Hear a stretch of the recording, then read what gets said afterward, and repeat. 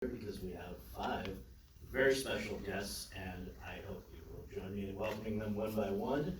To begin with, the director, William Goldenberg.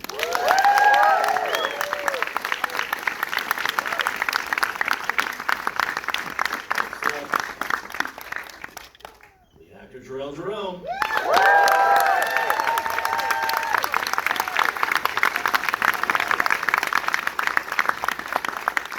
Please welcome Jennifer Lopez.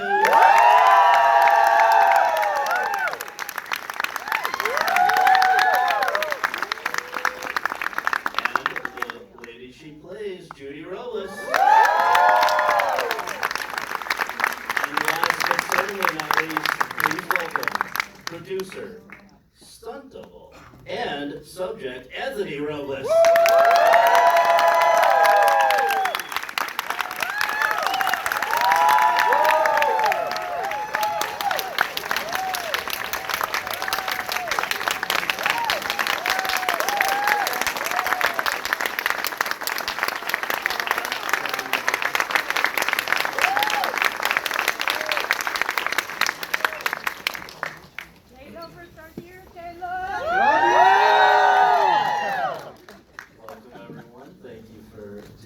Congratulations. This reaction is not common out in the world usually, but I mean for this movie, I've seen it in Toronto. I think it happens pretty much wherever you go, so that's got to make you feel good. And Anthony, I wonder if we can start with you.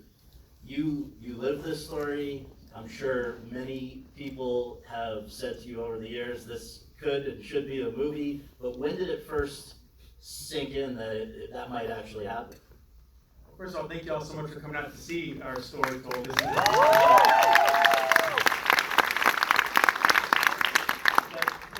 This really became a reality when Billy came over to our house and was just sitting at the dinner table with my family, and I was telling us that he would love to tell our story. And that was a moment that was exciting on one hand, but then we started thinking about it more and more, and it became kind of terrifying, right? Because it's like, okay, what are they going to focus on? How are they going to tell our story? Who's going to be involved? Are they going to care about the important things that we care about?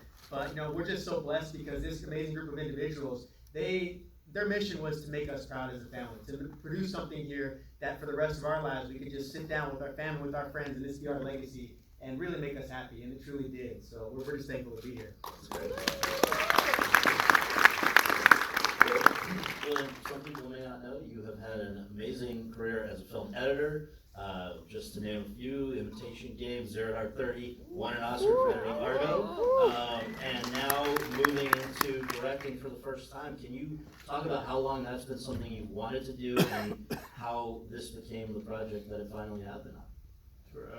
Well, I've been thinking about directing for like the last 10 or 12 years. I mean, ever since Argo was lucky enough to win the Academy Award, and a lot of people kept coming to me, "Do you want to direct? Sometimes you want to direct," and I finally thought it kind of coincided with me feeling ready as a filmmaker. I mean, I had the good fortune to work with so many brilliant directors, and I felt like I had gone to enough directing school, I guess, to do it for myself and tell a story. And then about 7 years ago, one of our producers brought me this project, and knew I was looking for something, and it just really hit home. I mean, it's such an incredible story, and as you can see, and I read Anthony's book, and was really moved by it, and flew to Arizona, like Anthony was saying. And once I met Anthony, I was in, because I mean the story's amazing, but being with Anthony for those 4 days was, it was an incredible experience watching him interact with everybody who basically in Arizona seems to know him, basically.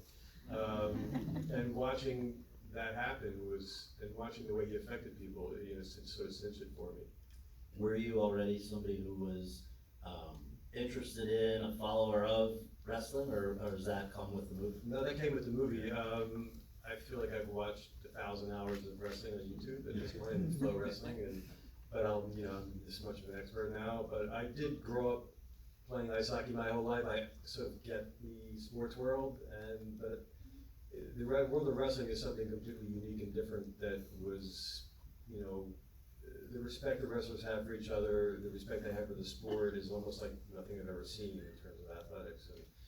And the more I learned, the more I understood like what great athletes these are, and the attention to detail and how hard they work. It was just extraordinary.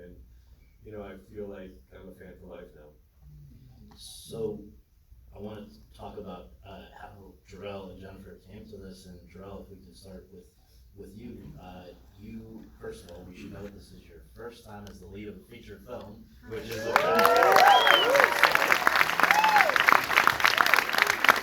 How did you first catch wind of this project, and what was the process of locking down the park? Hello. I actually been a part of this project since 2019, before COVID, and before the Hollywood writer's strike. I kind of like almost a week after I won the Emmy for When They See Us in 2019.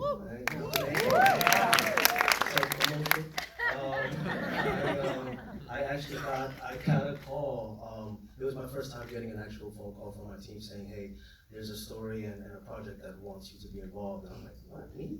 And I go on YouTube and I look at, it was funny, I watched a 12-minute video interview of Anthony, and he's just so nice and so charming, and he lights up, you know, the room when he walks in, such a big smile. And I'm like, okay, wow, what a nice, gentle guy. And I click the next video, and it's him in the middle of a match, like slamming this man down, and holding him down for 15 seconds straight. And the beast in him, the monster on the mat, and I thought there was such a duality in there that made me go, yeah, hell yeah, you know. And then the rest, like he said, Anthony was my body double and my stunt double the entire film. I was number one in the audition, he was one of them. So everything that I did, he did with me. So as an actor, I don't think it's, you know, to do a biopic is one thing, and then to actually spend so much time and quality time with the person you're playing, this became far more than just a film for us. This is a brotherhood now. And so I got to study my brother and do the movie.